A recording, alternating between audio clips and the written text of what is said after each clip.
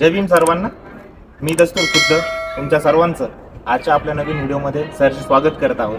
आज आपण आलेलो आहोत नाशिकच्या त्रिरश्मी बुद्धलेणी या ठिकाणी आणि आज आपल्यासोबत नाशिक भिक्खू संघाचे सन्माननीय अध्यक्ष पूजनीय भिक्खू आर्यनाथ आहेत. त्यानंतर भिक्खू धम्मरक्षित भंते आहेत आणि भंते सारीपुत्त आहेत. तर आज आपण इथे का जमलेलो आहोत, आजच्या दिवसाचं नेमकं महत्त्व काय आहे, तुम्ही मागे जे बोधिवृक्ष बघत आहात त्या बोधिवृक्षाचं नेमकं काय महत्त्व आहे हे संपूर्ण आज आपण पूजनीय भिक्खू यांच्या मार्फत जाणून घेऊयात. तर भंते, तुम्ही कृपया आपल्या सर्वांना म्हणजे आज आपण इथे का जमलेलो आहोत, बोधिवृक्षाचा काय इतिहास आहे आणि एकंदर आज ही पौर्णिमा आहे तिचं काय महत्त्व आहे हे कृपया आपण विशद करावं. नमो बुद्धाय. आज माघ पौर्णिमा आणि या पौर्णिमेच्या निमित्तानं या त्रिरश्मी बुद्धलेण्याच्या परिसरामध्ये जो बोधिवृक्ष लावला गेलेला आहे त्या बोधिवृक्षाचं पूजन हे प्रत्येक पौर्णिमेला होत असतं आणि प्रत्येक पौर्णिमेला उपासक उपासिकांना याचं दर्शनाचा लाभ मिळत असतो. गेल्या ऑक्टोबर महिन्यामध्ये अशोक विजयादशमीच्या दिवशी या बोधिवृक्षाचं या ठिकाणी रोपण झालेलं आहे आणि आजची जी माघ पौर्णिमा आहे ही पौर्णिमा तथागत भगवान बुद्धांनी आपला महापरिनिर्वाणाचा काळ जो आहे तो आजच्या पौर्णिमेला भिक्खू आनंद यांना सांगितला होता. त्याचप्रमाणे भिक्खू संघातील जे धम्मसेनापती होऊन गेलेत भिक्खू सारीपुत्त आणि भिक्खू महामोगल्यान यांच्यावरती भगवान तथागत बुद्धाने आज रोजी आजच्या या पौर्णिमेच्या निमित्तानं धम्माची धुरा त्यांच्यावर सोपवली होती.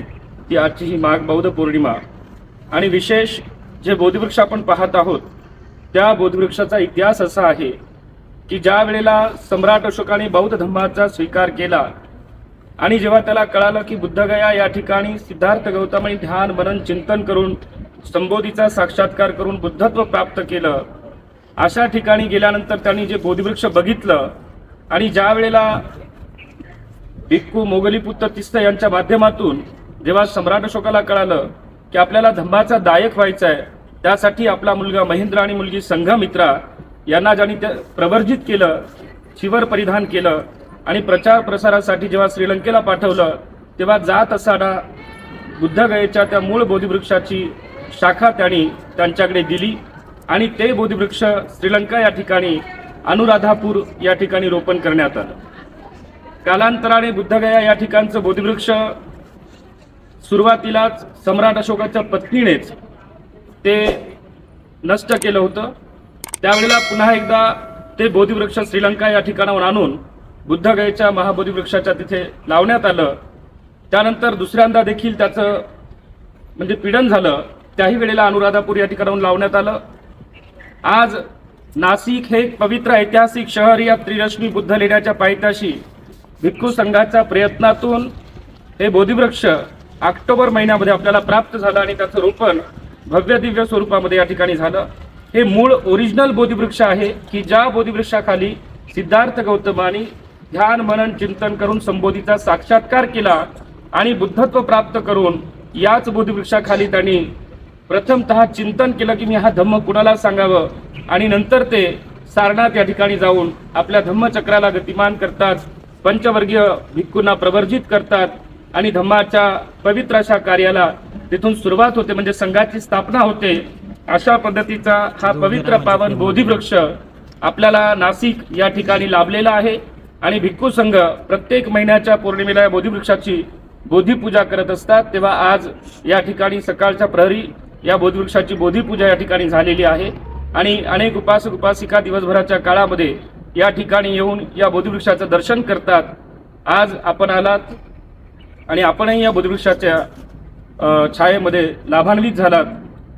आज या पौर्णिमेच्या निमित्तानं आपणा सर्वांना थोडा संदेश देतो, आपल्या सर्वांच्या प्रती मंगल मैत्री व्यक्त करतो. सर्वांचं मंगल हो, सर्वांचं कल्याण हो. तर पूजनीय भंते आर्यनाथ यांनी आजच्या दिवसाचं जे महत्त्व आहे ते इथे अधोरेखित केलेलं आहे.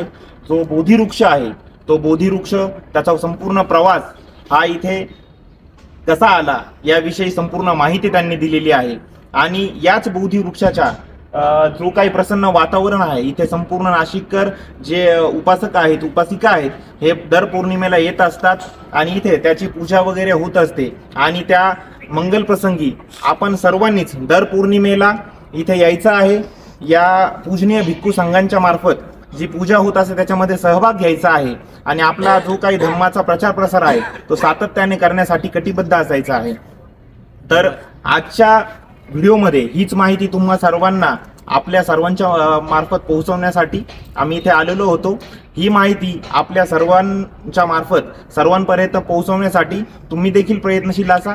तुम्हाला आजचा व्हिडिओ कसा वाटला त्याविषयी तुमचा जो काही अभिप्राय आहे तो नक्की कळवा.